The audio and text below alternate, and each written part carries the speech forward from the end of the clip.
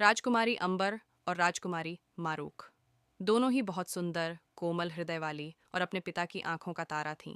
सभी लोग खुशी खुशी जीवन बिता रहे थे। एक दिन राजा शिकार पर गया। उसने एक हिरण पर तीर चलाया, लेकिन तीर चूक गया और पास घूम रहे एक जिन्न को जा लगा। जिन्न को बहुत गुस्सा आया और उसने राजा और उसके सैनिकों पर हमला कर दिया। किसी तरह राजा और उसके सैनिक जान बचाकर महल लौट आए। राजा ने महल की सुरक्षा और भी कड़ी कर दी।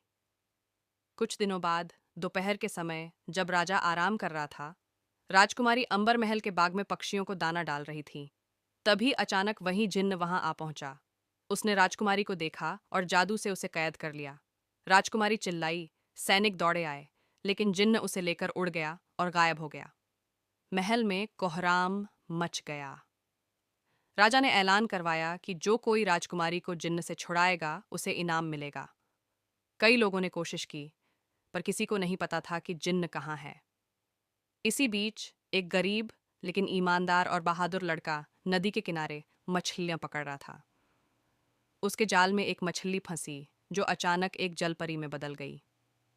जलपरी ने कहा, अगर तुम मुझे छोड़ दोगे तो मैं तुम्हें एक रहस्य बताऊंगी जिससे तुम अमीर और प्रसिद्ध हो जाओगे। लड़के ने पहले तो विश्वास नहीं किया, लेकिन जब जलपरी ने बताया कि राजकुमारी अंबर एक जिन्न के कैद में है तो वह चौंक गया। जलपरी ने उसे बताया कि कोह-ए-सुलेमान के पहाड़ों में जिन्हों की एक घाटी है जहां वह जिन्न रहता है और वहीं राजकुमारी बंदी है। जलपरी ने लड़के को एक सोने का सिक्का दिया और कहा, इसे बेचकर यात्रा के लिए घोड़ा और सामान खरीद लो। लड़के ने धन्यवाद कहा, सिक्का बेचकर घोड़ा और जरूरी सामान लिया और घाटी की ओर निकल पड़ा। रास्ता लंबा और कठिन था।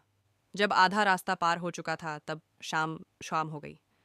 उसने एक पेड़ के नीचे विश्राम किया और सो गया। रात में एक चमकती रोशनी उसके पास आई। आंख खुली तो उसने एक सुंदर परी को देखा। परी ने कहा, मैं कहकशां हूँ, तुम एक नेक मकसद से जा रहे हो, इसलिए मैं तुम्हारी मदद करूंगी। ये लो, एक जादुई अंगूठी जो तुम्हें जिन्न के जादू से बचाएगी।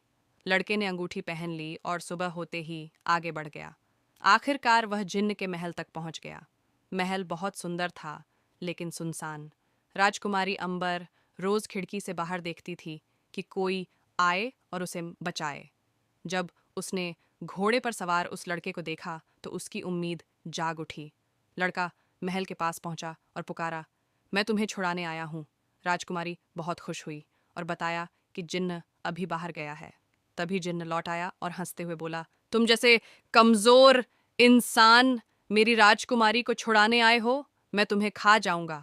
लड़का पीछे नहीं हटा। उसने तलवार निकाली और बोला, अगर तुमने राजकुमारी को आजाद नहीं किया तो मैं तुम्हारा अंत कर दूंगा।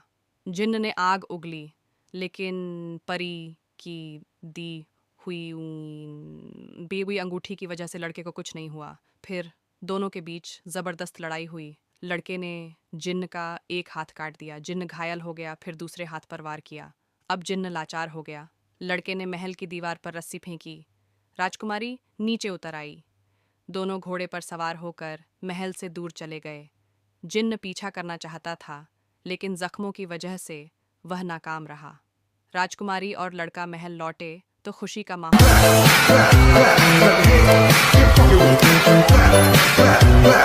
इस तरह वे दोनों खुशी खुशी रहने लगे। समाप्त। आप चाहें तो इस पर आधारित एक और पार्ट या एक वीडियो स्क्रिप्ट भी तैयार कर सकता हूँ।